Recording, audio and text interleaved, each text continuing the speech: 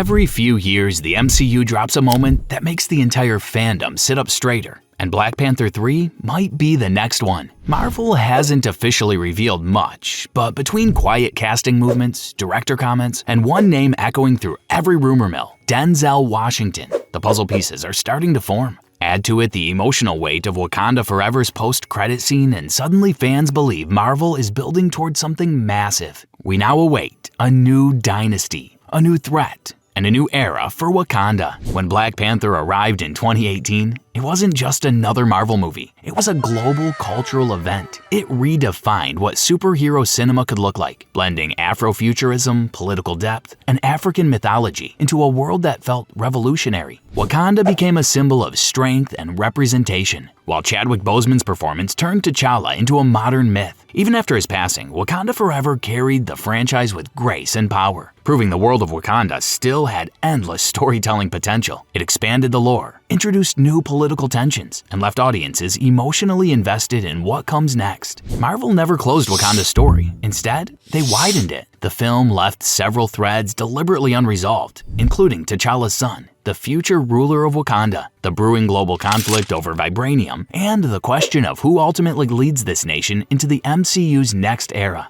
These unanswered arcs aren't just loose ends because fans believe they're strategic setups for Black Panther 3. And that's exactly why a third film feels inevitable. The franchise stands at a rare crossroads, with rich world building, fresh characters, and Phase 7 expansion. Wakanda's story isn't done. It's entering its most important chapter, which leads to the next big question of who's returning to shape this future. Marvel fatigue is hitting hard, but Wakanda is the exception. Every time the MCU stumbles, fans online say the same thing: just give us more Wakanda. TikTok edits, Reddit threads, YouTube essays, and fan pages are still thriving because this is one corner of the MCU that feels alive, fresh, and culturally rich. People aren't just asking for another movie. They're practically begging for it. Shuri's new arc, M'Baku's leadership, Nakia's growth, and the worldwide reaction to Wakanda Forever have kept the fandom energized in a way most Phase 4 and 5 franchises couldn't manage. But the biggest spark? Tucson. The moment audiences learned T'Challa had a son, the fandom exploded with theories. Who will he become? And what does his existence mean for the throne? To it, Namor's unresolved tensions and the mystery behind Valentina's vibranium motives. And suddenly, Wakanda isn't just popular, it's also unfinished. And fans know it. The community feels like Wakanda Forever only opened the door to a deeper saga, a story that needs a third film to pay off its emotional and political setup. But the excitement goes even further because there's one casting rumor that has completely taken over fandom: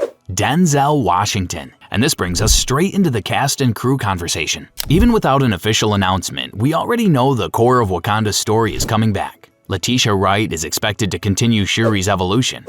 Lupita Nyong'o remains central as Nakia. Denai Guria's Okoye is still one of the franchise's strongest anchors, and Winston Duke's M'Baku now stands as a major leadership figure in Wakanda. Tenoch Huerta's Namor is also positioned for a major return. Their uneasy alliance and unresolved political tension is too important to leave behind. Dominique Thorne's Riri Williams may reappear depending on how Marvel continues her armor arc post-Ironheart. Rumors also swirl about Angela Bassett appearing through flashbacks or ancestral plane sequences, adding emotional weight and continuity. But let's talk about the giant panther-shaped shadow in the room, Denzel Washington. The rumor didn't come out of nowhere. It started with quiet casting whispers, insider chatter about Marvel courting a legendary actor, and fans noticing that Coogler recently discussed wanting to work with Denzel before he retires. And Marvel's silence is only making the theories louder. If Denzel joins, the entire tone of Black Panther 3 shifts. Questions of whether he plays a Wakandan elder, a rival king, or a political antagonist, together with Ryan Coogler almost certainly returning to direct, and the cast alone sets the stage for a massive storyline. But while the cast hype is real, the fandom, they're not exactly unified. For a franchise as beloved as Black Panther, it's no surprise that every new rumor lights social media on fire, and not always in a peaceful way. The Wakanda fanbase is passionate, emotional, and deeply protective of the story, which means every announcement, leak, or whisper leads to debates that never truly end. From TikTok takes to Reddit essays to full-blown Twitter arguments, Black Panther 3 might be one of Marvel's most divisive announced films. A vocal group argues that T'Challa's story was too important to retire, that the character deserved continuation regardless of the tragedy behind the scenes.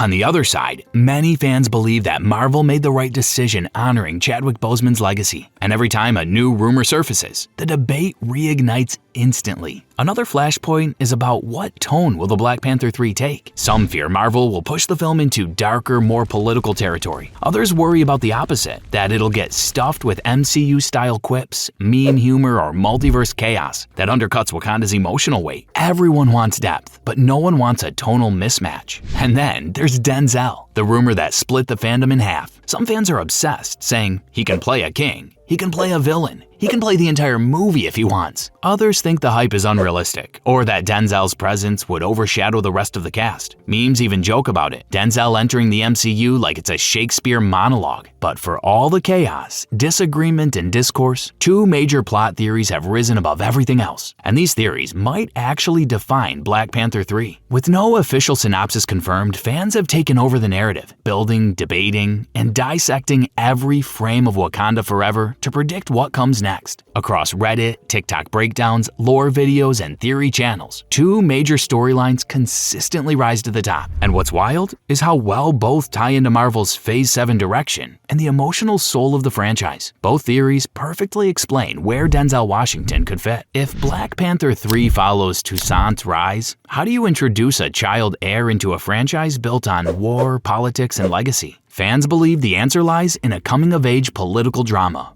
with Shuri mentoring Toussaint as he learns who his father truly was, Wakanda struggling to decide if they should reveal the young heir to the world, and a new threat forcing the nation to protect him or let him step into leadership early. There's also the conflict between traditional thinking of M'Baku and the elders and modern thinking of Shuri, Nakia, and others. The emotional tension is built in, with the world wanting a king and Wakanda wanting safety. The reason why fans love the Denzel connection to this theory? They picture him as a revered Wakandan elder, a royal general, a spiritual guide connected to Bast, or the mentor who shapes Toussaint into a future king. Denzel brings emotional authority and the aura of someone who carries history. It fits Coogler's tone perfectly without overshadowing the main cast. It honors Chadwick without recasting, and Coogler loves generational storytelling, so it builds an emotional trilogy arc around identity and legacy. This is the most heart-driven theory, and fans think Marvel won't miss the chance to build another cultural moment. For the second one, fans have this theory because Namor's warning wasn't subtle. The uneasy alliance between Wakanda and Talokan is basically a political time bomb. Fans think Black Panther 3 could take a darker, more epic route, where Wakanda and Talokan face a global vibranium conflict. A political thriller erupts as world powers target both nations, or one unexpected event shatters the peace treaty and Namor's people and Wakanda are forced into either war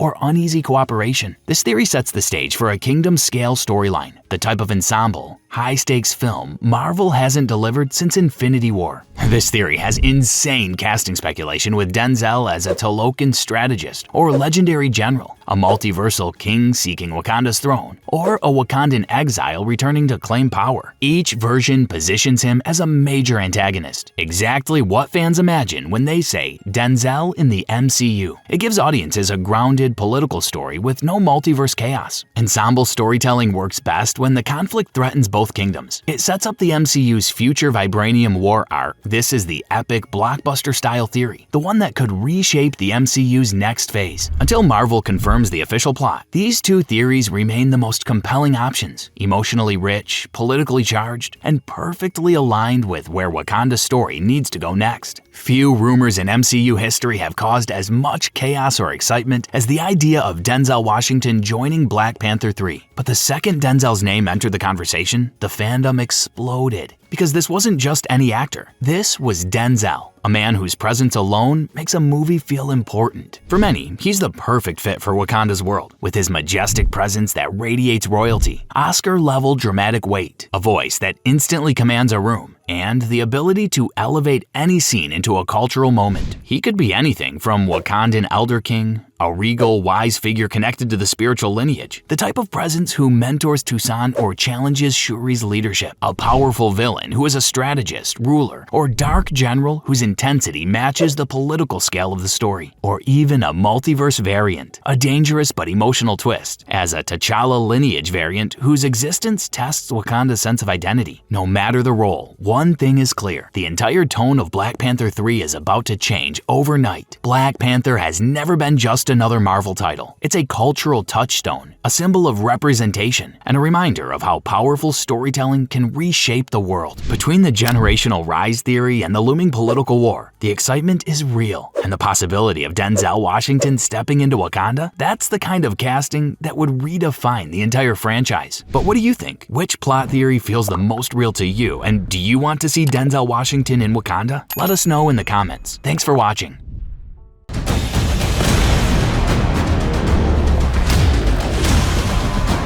Can't escape it, I guess.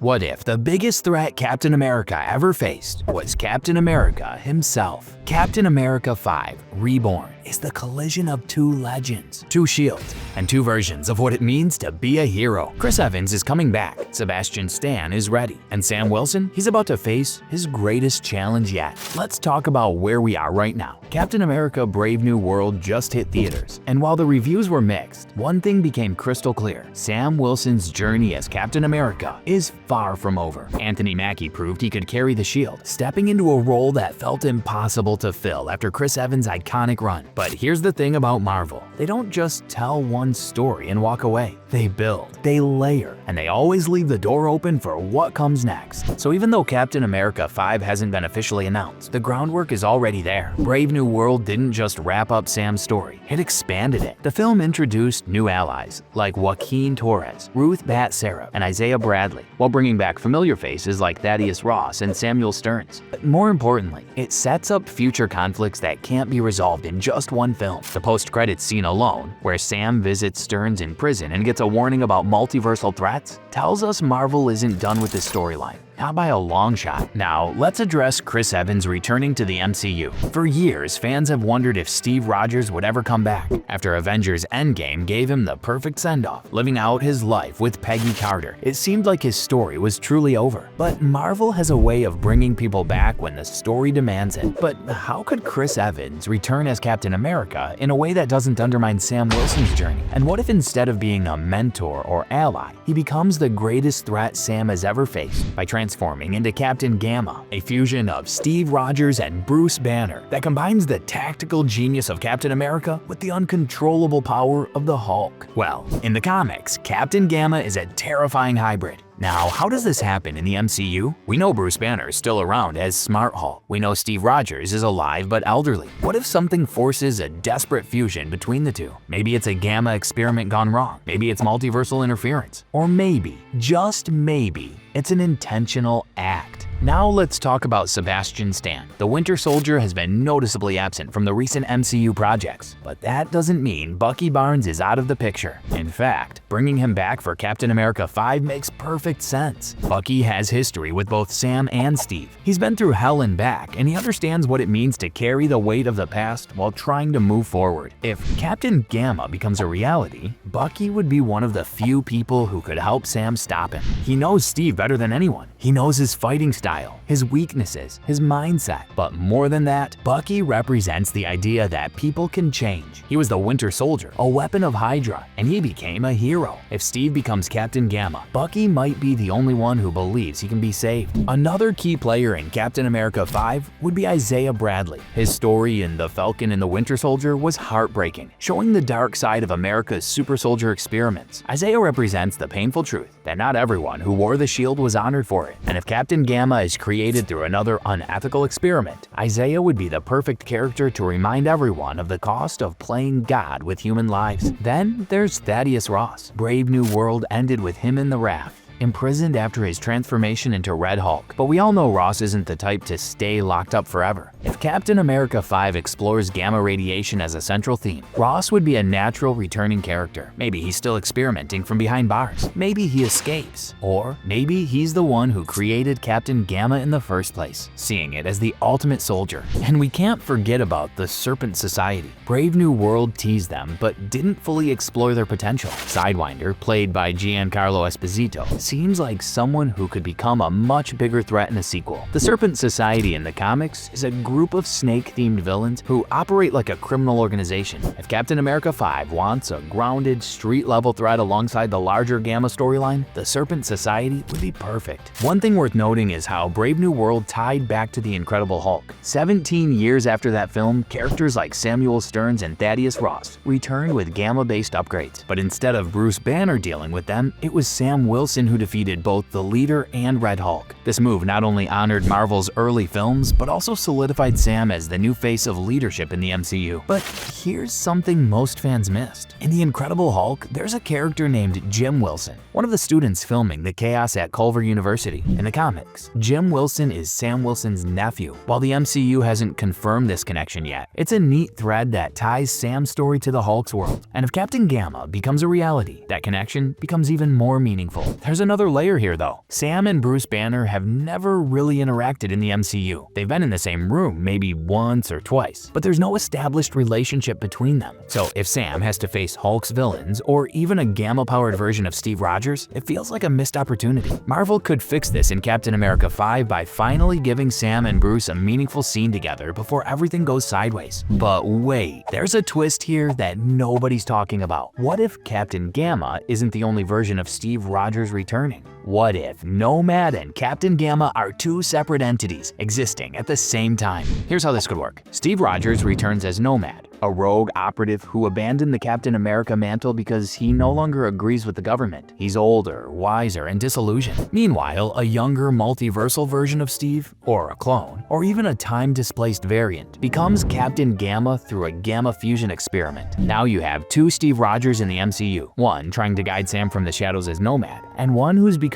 a monstrous reflection of what Captain America could be. This would give Chris Evans two roles in the same movie. He could play the mentor and the villain, and it would create an emotional gut punch for Sam Wilson. Imagine Sam looking to Steve for guidance, only to realize that another version of him is the very thing he has to stop. Talk about internal conflict. This also ties back to the Incredible Hulk in a fascinating way. Brave New World brought back characters like Samuel Stearns and Thaddeus Ross, both tied to gamma radiation. But if Captain Gamma becomes a reality alongside Nomad, Marvel could explore two sides of the same legacy. Nomad represents what Steve became when he gave up the shield and went rogue. Captain Gamma represents what happens when you try to create the perfect soldier and lose control in the process. Captain America 5 could use flashbacks to explore Steve's time as Nomad. Maybe we see him during the years he spent returning the Infinity Stones. Maybe we see him dealing with threats that the Avengers never knew about. These flashbacks wouldn't disrupt the present timeline, but they'd give fans a chance to see Chris Evans suit up one more time in a completely new way, and it would add depth to Sam's journey. Maybe Sam discovers files or records of Steve as Nomad and realizes that even after giving up the shield, Steve never stopped being a hero. Meanwhile, in the present day, Captain Gamma exists as a separate threat. He's not the Steve Rogers Sam knows. He's a fusion, a hybrid, something new and dangerous. This allows Chris Evans to play two versions of the same character without creating continuity issues. Nomad is the mentor from the past, Captain Gamma is the nightmare in the present. But what really points to Captain America 5 being possible is the post-credits scene. Sam goes to visit Samuel Stearns in prison, and Stearns basically warns him about a bigger multiversal threat on the horizon. On the surface, this is a clear setup for Avengers Doomsday and Secret Wars, but it could just as easily bleed into a solo film, depending on Marvel's timeline. That scene alone feels like Marvel saying, "Don't worry, this isn't the end." If we think about Marvel's release schedule, Captain America 5 could land perfectly in Phase 7 after Secret Wars resets the stage. That would give Sam plenty of space to shine in the crossover events and then return for his own grounded story, considering Marvel launched the first Guardians movie in August because they thought it was a risk, only to later move the sequels into Prime May slots. You can see how they adapt based on success. The same could happen here. If Brave New World holds its ground, Captain America 5 could easily drop around 2027, kicking off a new wave of stories. So, even though nothing is confirmed, Brave New World feels like the stepping stone to something bigger. Sam Wilson's Captain America is just getting started, and Marvel knows how important it is to keep that momentum going. Fans want to see more of his leadership, more of his unique perspective, and more of his grounded approach in a universe filled with gods and multiversal chaos. And honestly, a bunch of storylines are already waiting for him, whether it's Stern's warning, Ross's future as Red Hulk, or the lingering Serpent Society. All of that could easily come together in Captain America 5. Add in the potential return of Chris Evans as both Nomad and Captain Gamma, and you've got a movie that could redefine what it means to carry the shield. So where does this leave us? Captain America 5 hasn't been officially announced, but the pieces are all there. If Chris Evans returns as both Nomad and Captain Gamma, who wins? Sam Wilson with the shield, or a Gamma-powered Steve Rogers? Let me know in the comments below. And don't forget to subscribe for more updates. See you next time. Marvel might actually give us something we thought we'd never see again. Another Incredible Hulk movie with Edward Norton back in the picture. Between shifting distribution rights, new insider leaks, Kevin Feige's cryptic comments, and Norton recently saying he's open to returning under the right story, the fandom has exploded overnight. Because if Marvel really does pull this off, it changes everything. So the question is, what would The Incredible Hulk 2 even look like in 2025? For a movie released in the shadow of Iron Man, 2008's The Incredible Hulk has aged into something Marvel never expected, a fan-protected cult classic. Its gritty tone, grounded fights, and Edward Norton's intense, emotionally fractured Bruce Banner left a very different kind of mark on the MCU. And now, after more than a decade of multiverse chaos and comedy-heavy scripts, fans look back at this film as one of Marvel's entry that felt raw, personal, and almost tragic. But the strange thing is, it's the only MCU solo film that never got a sequel. No follow-up, no closure, and no evolution of Norton's Banner. Just one movie, and then silence. If a single film created this much nostalgia, debate, and loyalty, what would a Part 2 unleash? A sequel wouldn't just be another Marvel movie. It would be a return to the version of the Hulk fans feel robbed of. The thriller-like tension, the tortured science drama, the brutality of a monster trying to stay human. That's why The Incredible Hulk 2 isn't just a wish. It feels like an overdue continuation of the MCU's most abandoned masterpiece. For years, The Incredible Hulk sat quietly in MCU history. Until recently, because now, in a phase where fans are exhausted from multiverse tangles, cameo overloads, and overly comedic scripts, one thing has become clear: Hulk never goes out of style, and Edward Norton's version, even more timeless. The darker tone, the psychological tension, it feels like exactly what the MCU is missing right now. And what's fascinating is that this hype isn't just coming from Norton loyalists. Even Ruffalo-era fans are suddenly curious, saying, what would a modern, darker Hulk movie even look like? What if Norton and the MCU aesthetic finally aligned? What if Marvel actually finishes what it started? Reddit threads, X debates, or YouTube comment sections, they're all saying the same thing. Bring back the rage. Bring back the tragedy. Bring back the story that was left unfinished. If Marvel did pull the trigger, what story could possibly carry the weight of a 17-year wait? People don't just want a random sequel. They want the lost chapter of the MCU restored. A film that acknowledges the gap, deepens the lore, and shows what a brutal, honest, thriller-styled Hulk movie looks like in 2025. The excitement isn't nostalgia, it's anticipation for the version of Hulk we never truly got to explore. And if Marvel wants to keep things grounded, the way Norton's 2008 film did, then the most natural path is simple: to pick up the threads they left dangling 17 years ago. Norton's Hulk wasn't just a monster, it was a fracture waiting to break.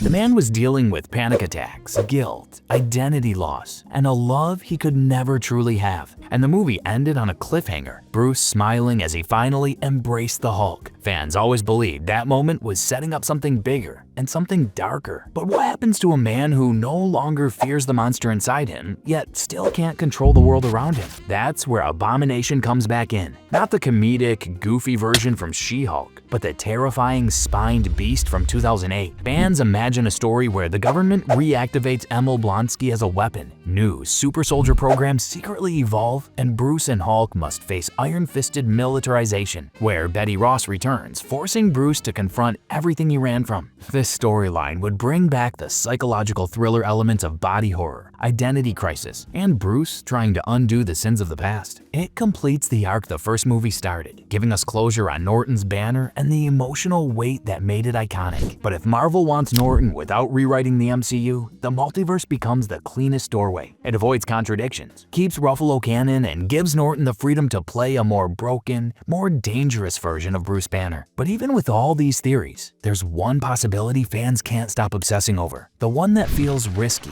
emotional, and absolutely explosive for the MCU. What happens if two completely different Hulks, two traumatized men with two opposite lives, finally meet? Fans picture Norton playing a hardened, older, emotionally scarred Hulk variant who never found peace. Maybe in his universe, he never controlled Hulk. Betty died. Abomination won, or Hulk became humanity's biggest threat. This creates the perfect setup for an ideological conflict. Hulk versus Hulk action sequences, a potential team-up against a multiversal threat. And the best part? There's no recasting drama, no continuity headaches, just pure cinematic electricity. Marvel even hinted through What If, Loki, and Doctor Strange 2 that variants of the same hero can be wildly different. A Norton variant would be prestige-level casting, adding gravity and symbolism to an MCU struggling to find emotional stakes again. And that's the reason fans are loving the idea of it. It's the dream scenario with two Hulks and two timelines colliding, and Norton gets to return without erasing Ruffalo, giving both fan bases what they want. But here's the thing. For every fan begging Marvel to make this movie, there's always another group terrified that a sequel could ruin everything the original perfected. One of the biggest reasons fans are buzzing about The Incredible Hulk 2 is the cast possibilities. Edward Norton returning as Bruce Banner is the dream anchor, the man who brought intelligence, angst, and raw emotional weight to a superhero blockbuster. But the potential cast doesn't stop there. Liv Tyler could reprise Betty Ross, her presence deepening the emotional stakes and reconnecting us to the original story. Tim Blake Nelson, the quirky scientist turned villain leader, has already been confirmed in the MCU's broader canon, making him a natural inclusion. And let's not forget Tim Roth's Abomination, because fans are eager for a darker, more threatening version than the comedic interpretation we've seen in recent shows. Even Thunderbolt Ross has potential changes, with William Hurt's legacy now possibly transitioning to Harrison Ford in a role that could redefine Banner's conflict with authority. But here's where things get tricky. While these cast returns could ignite fan excitement, not everyone thinks bringing back Norton's timeline is a good idea. Some fear it could clash with Ruffalo's Banner, confuse the continuity, or overshadow the MCU's current tone. Still, for those craving closure, nostalgia, and a darker, more mature Hulk story, this lineup hits all the right notes. These actors aren't just cameos, they're also the keys to completing a saga that's been waiting 17 years for its next chapter. But here's where the twist comes, because opinions are divided, and the debates online are already explosive. As soon as whispers of The Incredible Hulk 2 and Edward Norton's return hit, debates exploded online. Fans love the idea, but not everyone agrees, and some of the arguments go deep. Many believe the 2008 film is perfect just the way it is. Its gritty realism and psychological depth gave it a unique place in the MCU. Updating it risks diluting that charm. Reddit threads are filled with pleas like, "Leave Norton's Hulk alone. Don't touch perfection." For these fans, nostalgia isn't just sentiment, it's also sacred. Others worry that the MCU's current comedic, lighthearted style could clash with Norton's darker, more tragic Banner. Would Marvel still have the courage to honor that tone, or would the sequel slip into slapstick to fit the modern MCU? So the fan base is split between nostalgia, tonal consistency, and MCU politics all colliding at once. But despite the debates, the hype is undeniable. These controversies fuel theories, stoke anticipation, and prove one thing, that Marvel fans are desperate for closure, or at least a story that does justice to Norton's Banner. The biggest obstacle to The Incredible Hulk 2 has never been the story, the cast, or fan demand. It's actually the lawsuit-level, behind-the-scenes headache of distribution rights. Universal Pictures still owns the rights to Hulk's solo films. That means Marvel can use the character in ensemble projects, but they can't release a standalone Hulk movie without Universal's involvement. And that explains the 17-year silence. Why hasn't Marvel simply picked up where Norton left off? It's not lack of interest, it's legal boundaries. Every rumor, leak, or fan plea ran straight into this invisible wall. But here's the exciting twist. Recent whispers suggest that the rights landscape may have quietly quietly shifted. Disney's ongoing IP acquisitions and their growing control over Marvel's catalog could finally create a legal window for a solo Hulk sequel. Suddenly, all those impossible plans become plausible. Edward Norton returning isn't just a fan dream, it's a realistic possibility. Once the legal fog clears, Norton's banner could reclaim the MCU stage, unresolved storylines could finally get closure, and fans could witness the darker psychological Hulk story they've been begging for. The conversation isn't just hypothetical anymore, it's a live possibility. And that brings us to the biggest wild card of all, Edward Norton himself. Edward Norton's Hulk left a mark that fans still talk about today. His portrayal wasn't just about smashing, it was psychologically rich and emotionally layered. He brought a realism to Bruce Banner that the MCU rarely revisits. A man haunted by his own strength, constantly struggling to control the monster within. So when rumors of his return hit, the fan base exploded. Norton himself has mentioned he'd consider coming back under the right creative circumstances. And the multiverse opens doors Marvel couldn't touch before. Suddenly, a sequel doesn't just mean action sequences. It could mean emotional depth, moral stakes, and a return to the intensity that made the first movie unforgettable. The implications are huge. A Norton comeback would dominate social media, drive theory videos, and ignite every MCU discussion for months. It's more than just casting. It's also a statement that Marvel is willing to honor its past while exploring new narrative risks. And now there's only one question left. Will The Incredible Hulk 2 finally give Norton the story his banner deserves? The Incredible Hulk may have been quiet for 17 years, but its legacy is undeniable. Norton's banner brought a rare intensity to the MCU, blending psychological depth and relentless tension, qualities that no other hero has matched. The unresolved storylines, the unanswered questions, and the darker tone of the 2008 film have kept fans dreaming, theorizing, and debating every possibility. Now, with rights shifts potentially opening the door and cast rumors heating up, the stage is set for a sequel that could finally do justice to Norton's banner. The two leading theories of the trauma sequel or the multiverse variant storyline only add to the excitement. So the question is simple. Do you want Incredible Hulk 2 with Edward Norton, or should the 2008 classic stay untouched? Let us know your thoughts in the comments below. Thanks for watching. Now it's my turn to take it all back.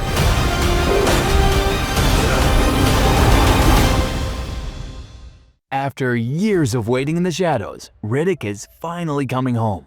Riddick 4, Furia is bringing Vin Diesel's legendary anti-hero back to his mysterious homeworld for what might be the most explosive chapter yet. But will Furia still be standing when he arrives? The Riddick franchise has been a cult phenomenon since Pitch Black first introduced us to Richard B. Riddick back in 2000, a dangerous convict with surgically enhanced eyes that allow him to see in complete darkness. Riddick quickly became one of the most iconic anti-heroes in science fiction cinema. But throughout the entire franchise, one mystery has haunted both Riddick and the fans: the fate of his homeworld Furia. Well, after nearly a decade since the last film, Riddick 4, Furia is officially happening. And this time, we're not just hearing about Furia in whispered legends or fragmented memories. We're actually going there. The project first announced back in April 2016, but like Riddick himself, it disappeared into the shadows for years. Fans were left wondering if the film would ever materialize. Then, in 2023, everything changed. Director David Twohy and Vin Diesel confirmed the script was complete, and the project received official backing with 2 million euros from Germany's FFF Bayern Fund.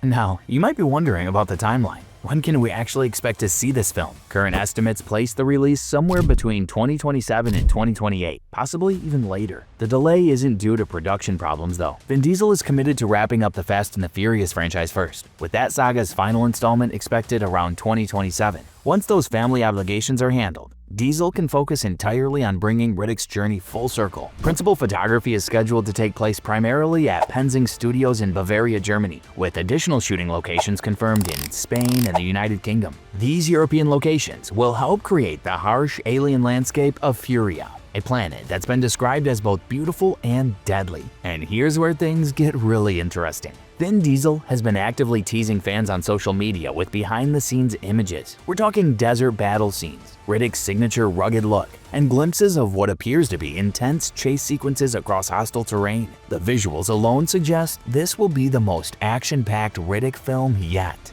But here's the question that's been burning in every fan's mind since the project was announced. What will Riddick actually find when he returns to Furia? The planet he barely remembers and has feared might be nothing but ruins and ashes. And more importantly, will he finally discover other Furians who possess the same legendary warrior abilities that have made him nearly unstoppable? Or will he find himself as the last of a dying race, forever alone in a universe that fears and hurts him? Here's what we know. The official synopsis reveals that Furia is not completely destroyed. In fact, there are other Furian warriors fighting for survival on the planet, but they're facing a new monstrous enemy, something that threatens to finish what the Necromongers started years ago. This is huge for the franchise, because Riddick has always been portrayed as unique, solitary, almost mythological in his abilities. But imagine him encountering others like himself, warriors who can match his strength, his speed, his ferocity. The dynamic shifts entirely. Concept art leaked information suggest Riddick will encounter a Furian child with eyes like his own. This opens up possibilities for legacy storylines, perhaps even hints at Riddick having a family he never knew existed. The emotional stakes suddenly become much higher than just survival. The film promises to explore Furian society, their culture, their tribal structures, and the unique abilities that extend beyond Riddick's famous night vision. What other powers do Furians possess? What made them such feared warriors across the universe? These questions will finally be answered. And let's not forget the new monstrous enemy mentioned in the synopsis.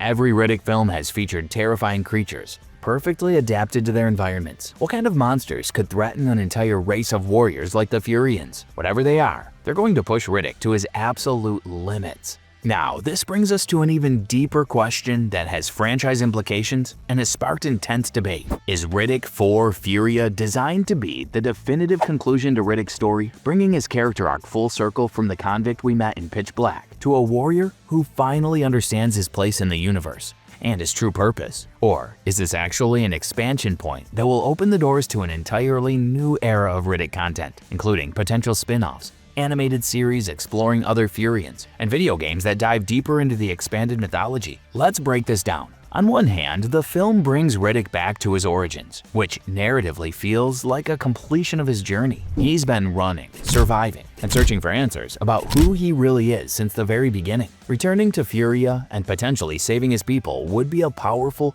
definitive ending for the character. And here's the flip side. By introducing multiple Furian characters and expanding the lore significantly, the film could actually be laying groundwork for a much larger universe. Think about it. If there are other Furians with their own unique abilities and stories, there's a goldmine of content potential. There's also been fascinating casting speculations. Unconfirmed rumors suggest Dwayne "The Rock" Johnson might join us as one of the Furians. Can you imagine the screen presence of Vin Diesel and The Rock as Furian warriors? The action sequences alone would be worth the price of admission. David Twohy and Vin Diesel have maintained a creative partnership for over 2 decades, producing not just films, but animated series and video games, expanding Riddick's mythology. They've proven they can build interconnected stories across multiple media platforms. Furia could be the catalyst for the next phase. The reality is probably somewhere in the middle. Furia likely serves as a satisfying conclusion to Riddick's personal journey, while simultaneously opening doors for future projects that may or may not include him as the central character. The expanded universe could continue with new protagonists, new threats, and new worlds to explore within the established mythology. But here's where things take an unexpected turn. Something that changes everything we thought we knew about this franchise. While everyone has been focused on Riddick returning to Furia and meeting other warriors, there's been very little discussion about one crucial element: Riddick's relationship with the very people he's returning to help. Think about this carefully. Riddick has spent his entire life as an outcast, a criminal, a man who trusts no one and operates purely on survival instinct. He's been hunted by mercenaries, imprisoned, forced to fight for his life on hostile planets, and has become comfortable in solitude. But now he's going back to Furia, to people who might expect him to be something he's not: a leader, a savior,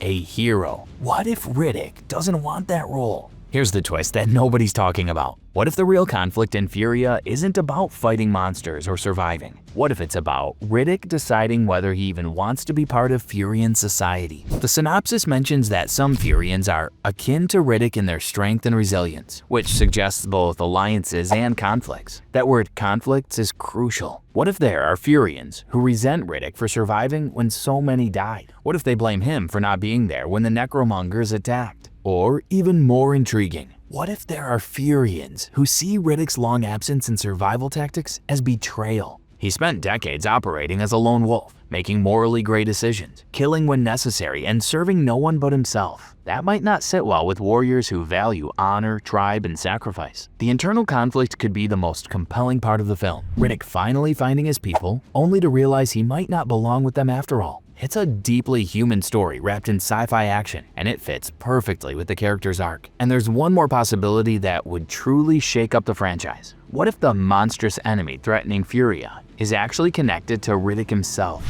What if his return is what draws this threat to the planet? Throughout the franchise, danger follows Riddick wherever he goes. It's practically his defining characteristic. What if the real twist is that Riddick's presence on Furia endangers the very people he's trying to save, forcing them to make an impossible choice between staying with his people or leaving to protect them? This would elevate Furia from a simple action film to a profound character study about identity, belonging, and sacrifice. And given David Tui's track record of blending character depth with visceral action, this kind of twist is absolutely within the realm of possibility. David Tui's return as writer and director is crucial to understanding what we can expect. He's helmed all 3 previous Riddick films, maintaining a consistent tone and vision that blends hard sci-fi with horror elements and character-driven storytelling. His involvement guarantees this won't feel like a generic cash grab sequel, but rather a genuine continuation of Riddick's story. The franchise has always stood apart from typical Hollywood action films by embracing its darker, more violent roots. Riddick isn't a traditional hero. He kills without hesitation, operates in moral gray areas, and survives by being more dangerous than his enemies. Furia promises to maintain that edge while adding mythical depth. The industry reception has been cautiously optimistic. Vin Diesel's recent non-Fast and Furious projects haven't achieved the same commercial or critical success, which raises questions about whether Furia can reinvigorate his career outside that franchise.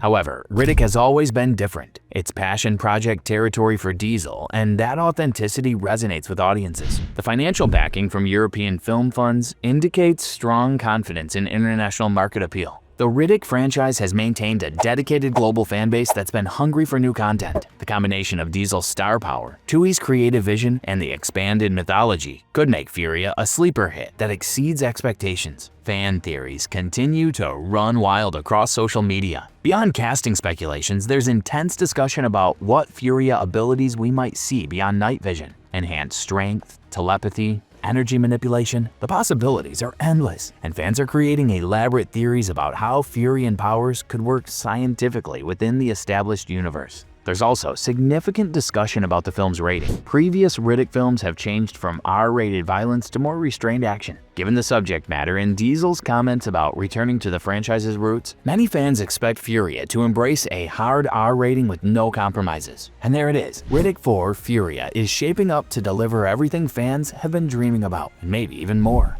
A long-awaited return to the origins, intense action across unforgiving alien worlds, a deeper dive into Furian mythology, and long-overdue answers to mysteries we've been chasing for over 20 years. So if you could choose one thing you absolutely must see in Riddick 4 Furia, what would it be? Special character return, a particular type of Furian ability, or maybe a crossover with another sci-fi franchise? Drop your thoughts in the comments below. And if you're as hyped for Furia as we are, smash that subscribe button and hit the notification bell so you don't miss our coverage as we get closer to release. Shrek 5 is real, and we actually know more than you think. Between leaked images, shifting release dates, and a handful of cast confirmations, DreamWorks has quietly dangled crumbs.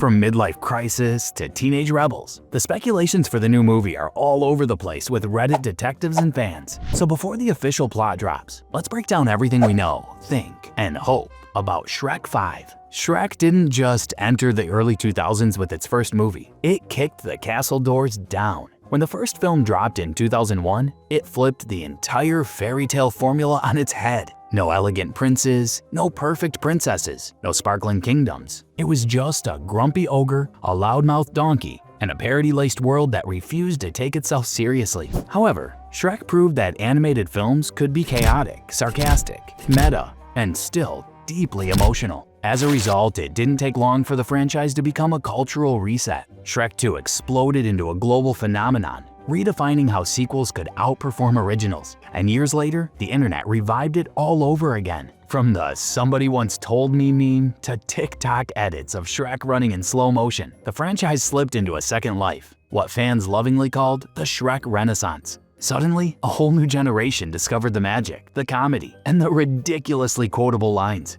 Across 4 films, Shrek continued pushing boundaries. The 3rd and 4th movies performed well, but Shrek Forever After wrapped things up in a surprisingly emotional bow. Shrek struggled with identity, purpose, and family, leaving many fans wondering if that really was the end, or just a pause. And now, after the success of Puss in Boots: The Last Wish and endless fans' demand, it feels like the swamp is calling again. So with a legacy this massive, expectations are sky high. If there's one thing the internet has made clear, it's that the world is more than ready for another Shrek movie. The fandom has grown into this hilarious multi-generational mix, with Gen Z discovering Shrek through memes, edits, and ironic humor, while millennials cling to the original films with pure nostalgia. Together, they've turned Shrek from a movie franchise into a shared cultural language, something everyone quotes, laughs about, and weirdly treasures. Scroll through Reddit, Twitter, or YouTube comments and you'll see the same sentiment repeated over and over again. We need Shrek 5. DreamWorks, stop teasing us. Just drop the trailer already. It's become a collective cry, and with every leaked detail or interview snippet, the hype spikes all over again. And honestly, the timing couldn't be better. Hollywood is deep in its legacy sequel era, bringing back old favorites with fresh twists. But more importantly, Puss in Boots: The Last Wish proved beyond doubt that the Shrek universe still hits. The animation evolved, the tone matured, and audiences loved it, making Shrek's return feel not just possible, but inevitable. With excitement building and fans refreshing timelines for updates, it's the perfect moment to talk about the cast and crew stepping back into the swamp. So here's the cast and crew that we know are locked in for Shrek 5 so far, and what that could mean for tone, story, and nostalgia. The core trio from the original Shrek saga is officially back, with Mike Myers returning as Shrek, Eddie Murphy back as Donkey, and Cameron Diaz reprising Princess Fiona. Murphy himself confirmed he'd already recorded some of his lines. So yes, Donkey is coming.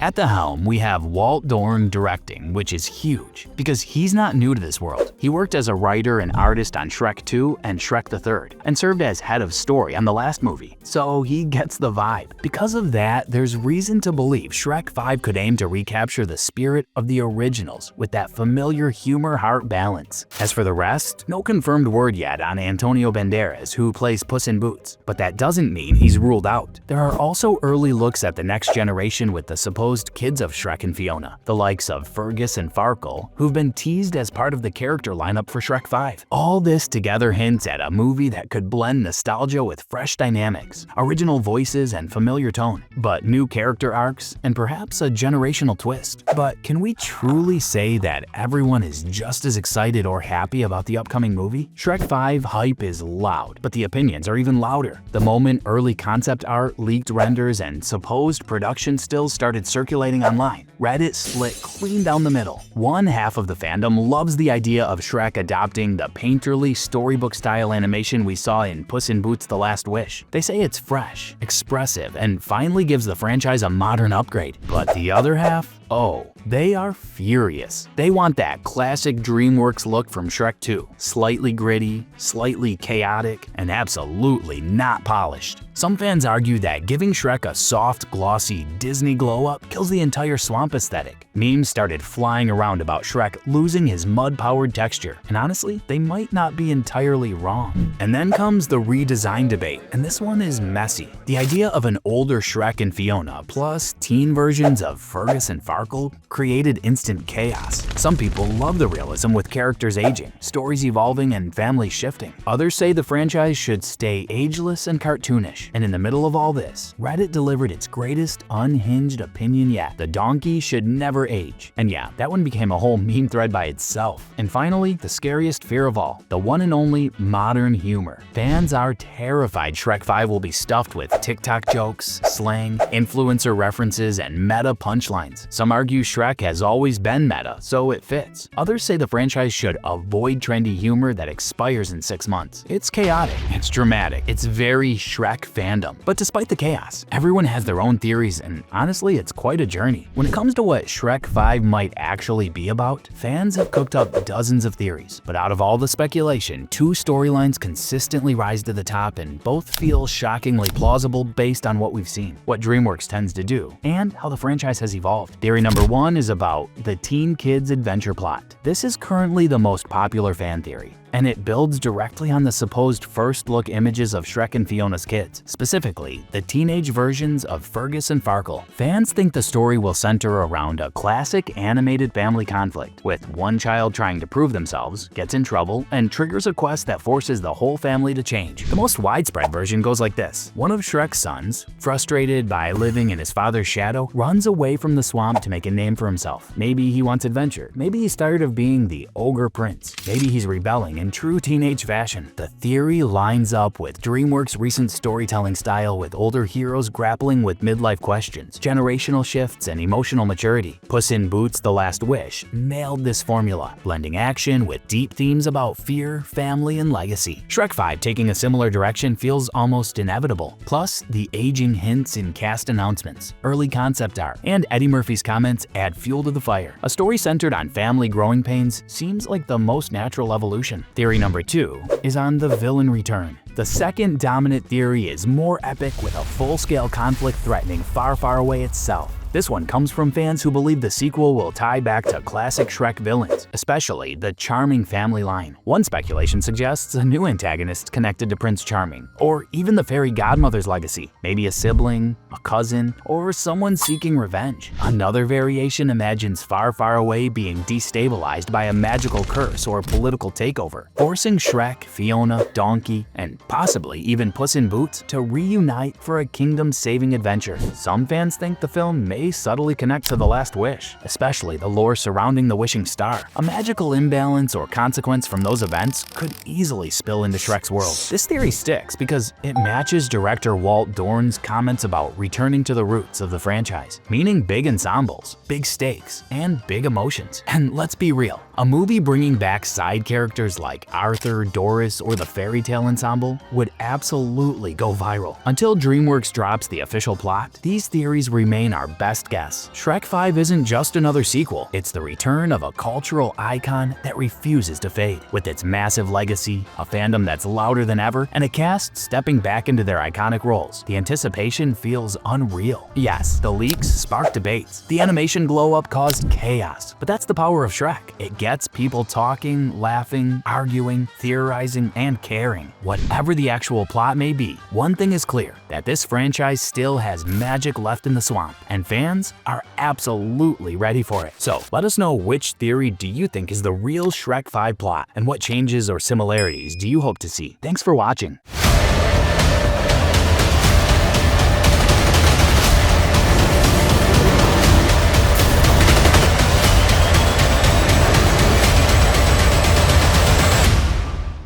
Robert McCall might not make it to the Equalizer 4 alive, and by the end of this video, you'll understand exactly why that theory makes sense. The Equalizer 4 was originally off the table. Denzel Washington confirmed as much back in 2023, calling the third film McCall's final chapter. But when Equalizer 3 pulled in over $190 million worldwide and scored a 94% audience rating on Rotten Tomatoes, Sony changed its tune fast. Now, not just one, but 2 more sequels are in development. So far, Washington is the only confirmed cast member, and director Antoine Fuqua hasn't officially signed on, though he's hinted he'd return if Denzel does. The sudden revival leaves fans guessing where the story could even go. After all, Equalizer 3 ended with McCall finally finding peace in Italy. So what's big enough to drag him back into the fight? The Equalizer 3 gave Robert McCall the closest thing to peace he's ever had, closing the trilogy on what looked like a final note. Denzel said that after Equalizer 3, McCall settled in southern Italy, surrounded by neighbors who treated him with warmth rather than fear. In fact, he even found a lovely partner, but now he's returning. Looking at how the series has evolved, every Equalizer film follows a pattern. McCall finds someone vulnerable, an injustice occurs, and he becomes a one-man justice team. In the first film, it was Terry, the teenage girl trapped in the Russian mob. In the second, it was his friend and former handler, Susan. The third movie took it a bit far, as McCall avenged innocent villagers terrorized by the Camorra. Each time, he acted not out of revenge, but out of principle. For Equalizer 4 to stand apart, it has to break that cycle. McCall can't just be fighting another flavor of organized crime. It has to challenge the foundation of who he is. If the creative team, especially director Anton Fuqua, who's helmed all 3 entries, sticks to his grounded realism, we won't see McCall turning into a CGI superhero, but we might see him pushed into a different kind of war. Fuqua has hinted in past past interviews that he's open to the idea of exploring McCall's past as a government operative, a concept that fans love for a possible prequel. But that's also where the fourth movie could go, McCall confronting the very system that created him. McCall could discover a government cover-up or a rogue intelligence network within the CIA that mirrors his old Black Ops unit. For once, he wouldn't be saving random victims, but facing the institution that trained to kill him. It's poetic. The Equalizer equalizing his own makers. It'd also explain why the studio is setting up 2 more movies. The fourth could spark the war, and the fifth could end it with McCall's final act of justice. Let's be real. McCall has come across all sorts of threats, and he's come out unscathed. He's fought the Russian mobs, corrupt agents, and the Italian mafia with ease. The only way to give his story real weight is to end it with something more calculated. If Equalizer 4 and 5 really are the final stretch, the writers have to justify McCall's fall in a way that feels earned. No random thug or mercenary should be able to take him down. The only believable threat left would be a system smart enough to trap him. McCall's methods of justice aren't exactly how the CIA would do things, so it's not difficult to frame him for many of the crimes he's committed over the years in the name of righteousness. In Equalizer 4, we may see the government have an agenda against McCall, not just to neutralize him, but to control the narrative. After years of operating in the shadows, his reputation as a rogue protector could easily be twisted into that of a domestic threat. With the rise of surveillance, intelligence leaks, and a few planted evidence, the same system he once served might brand him as its enemy. And yes, that end probably means death. Washington is pushing 70, and even if his screen presence hasn't dimmed, time eventually does what bullets can't. The creators would want to end the series with closure, while also laying the groundwork for Equalizer 5. 2 sequels suggest a longer arc, one that introduces a deeper conflict and ends with McCall passing the torch or dying to protect whoever inherits his purpose. For this exact reason, the creators would want to go with a storyline that keeps the audience hooked with something huge and fresh. Otherwise, no one's pulling up to watch the same old storyline in Equalizer 5, no matter the past success. That makes a 2-part finale even more reasonable, more similar to Fast and Furious 10,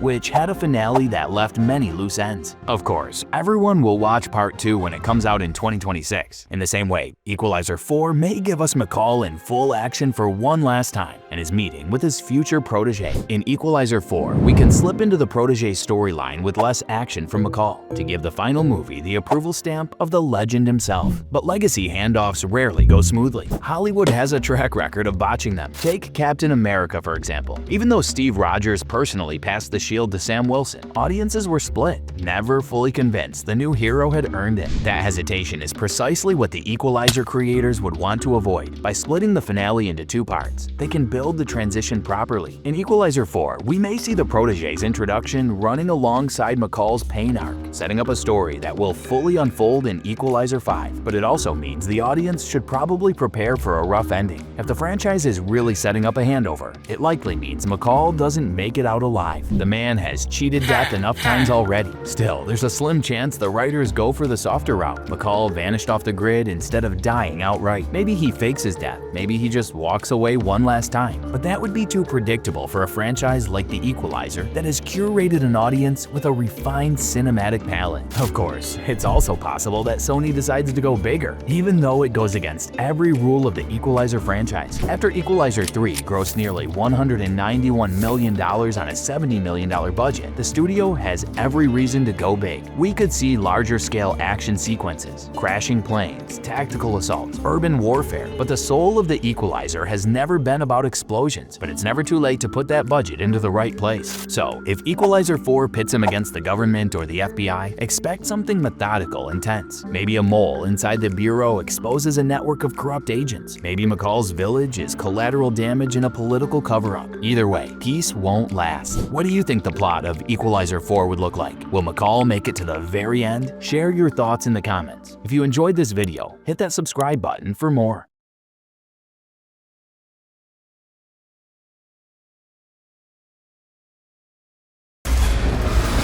So this is Valhalla.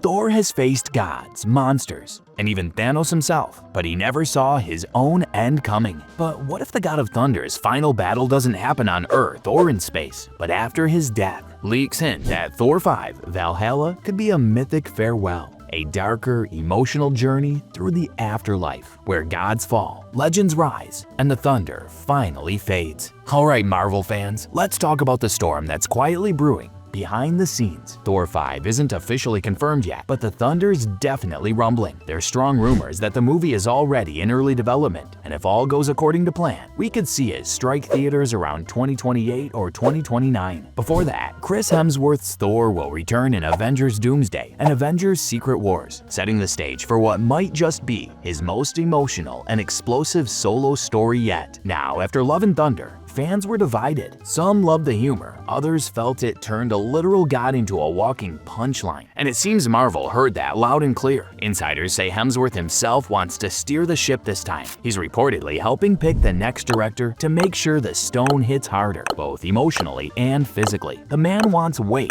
grit, and real thunder again. And here's where it gets really interesting. Word is, Hemsworth's top choice for director is Sam Hargrave. Yes, the guy who made Extraction look like one long adrenaline rush. If that happens, expect jaw-dropping action scenes, grounded emotions, and a Thor who feels like a warrior god again, not a space comedian. This could be the film that finally leans deep into the Norse myth, cosmic power, and sacrifice. A Viking epic in space. Story-wise, Thor 5 looks set to continue from Love and Thunder's aftermath. Thor's still roaming the cosmos with his adoptive daughter, Love, who, by the way, now wields powers from eternity itself. And then there's Hercules, son of Zeus, who was last seen being sent to hunt Thor down. But the real question is, will Thor's final journey lead him home or to Valhalla? You see, the plot is said to be multi-layered, almost like a cosmic family drama, wrapped inside an apocalyptic war. Word is, Love's not just a sidekick anymore. She's being built up to play a major role in Avengers Doomsday and Secret Wars, and might even take up her father's mantle by the end of Thor 5. Imagine that, the next generation of Thunder. Not everyone's cheering for him. Hercules, last seen vowing revenge after Love and Thunder, is rumored to be one of the main antagonists. Yet, he might not be acting alone. Whispers suggest he's being manipulated by higher cosmic powers, pushing the gods into an all-out divine war. And then there's Thor himself, still grappling with what it truly means to be a god. He's older, wiser, and haunted by questions of legacy, loss, and what comes after endless battles. Which brings us to the film's subtitle, Valhalla. That word alone changes everything. Valhalla, the mythic Asgardian afterlife, finally takes center stage. Remember that post-credits scene in Love and Thunder where Jane Foster meets Heimdall in Valhalla? That was just the beginning. The rumor mill says Thor 5 could actually open with Thor's death, sending him straight into this realm beyond time and space, a place located on the edge of destruction. Here, he might reunite with fallen heroes like Jane, Odin, Frigga,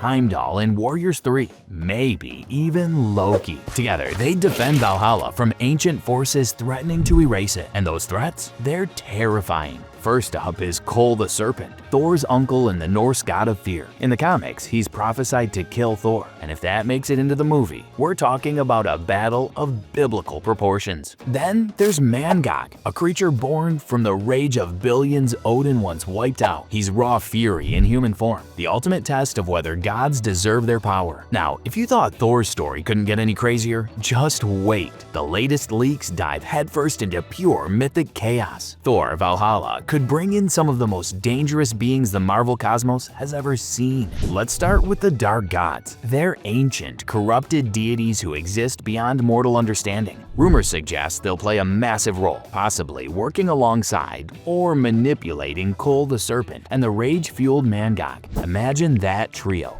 fear, fury, and corruption, all colliding in Valhalla. And that's just scratching the surface. Some whispers even mention the Midgard Serpent, Black Winter, and Amatsu Mikaboshi, the Chaos King himself. These names might sound obscure, but in Marvel lore, they're forces that can consume entire universes. If any of them show up, we're talking about cosmic-level destruction unlike anything we've seen in the MCU. But here's where things take an epic, goosebump-worthy turn. The Thor Corps, an army of Thors from across the multiverse, each one unique, all rallying to defend Valhalla. We could see Jane Foster's Mighty Thor return, a classic Odinson variant, and maybe even the long-awaited debut of Beta Ray Bill, one of the most beloved heroes from Thor's comics. Now, Beta Ray Bill is an alien who once proved himself worthy in Mjolnir, earning his own own weapon, Stormbreaker. He's noble, tragic, and incredibly powerful. The kind of character who could stand beside Thor as an equal, not a sidekick. His arrival could bring the emotional depth and sci-fi edge that Thor 5 needs to stand apart from anything before. With Valhalla under siege, the gods in danger, and the multiverse itself cracking apart, Thor Valhalla is shaping up to be more than a finale. It's a full-blown Norse apocalypse. But if multiple Thors unite, which one will make the ultimate sacrifice? Well, this might be the final chapter in the saga of Chris Hemsworth's Thor. Rumors are swirling that Thor 5 Valhalla could be Hemsworth's last solo outing as the God of Thunder, the emotional endgame of Odinson's personal story. And if that's true, Marvel's planning to send him off in epic, heart-crushing style. Let's start with the cast lineup. And it's nothing short of legendary. Chris Hemsworth returns, of course, but this time the story's focus isn't just on his power, it's about his legacy. His adoptive daughter, Love, played by India Rose Hemsworth. Yes, Chris's real-life daughter is rumored to play a massive role, possibly stepping into the hero's mantle herself. That torch-passing moment could define the entire movie. Then there's Natalie Portman as Jane Foster. After her heroic end in Love and Thunder, many thought she was gone for good, but leaks suggest otherwise.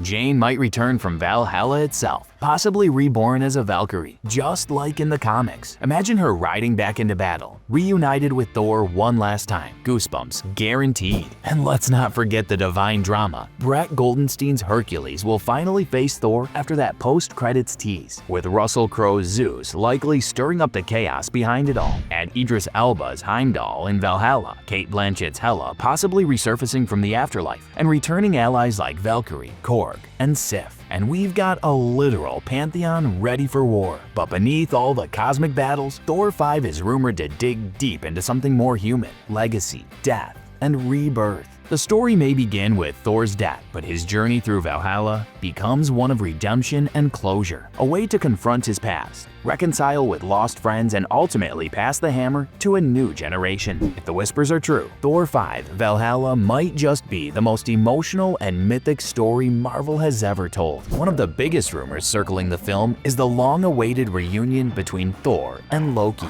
Their relationship has always been the emotional spine of the franchise, filled with brotherly love, heartbreak, betrayal, and redemption. Now, insiders suggest that we could finally see Thor reconcile with a different variant of Loki, perhaps the one from the Loki series who's found his own strange peace in the multiverse. It's poetic, really. After all the chaos, the God of Thunder might finally get to make amends with the one person who shaped his life more than anyone else. Rumors also suggest this film will tie directly into the larger multiverse saga, setting the stage for Secret Wars. There's even talk of Marvel expanding the lore further through a spin-off called Thor Quest, a possible Disney Plus or animated series exploring young Thor, Loki, and Sif's early adventures. It's still unconfirmed, but it shows Marvel's intent to keep the mythic heart of Thor's world alive.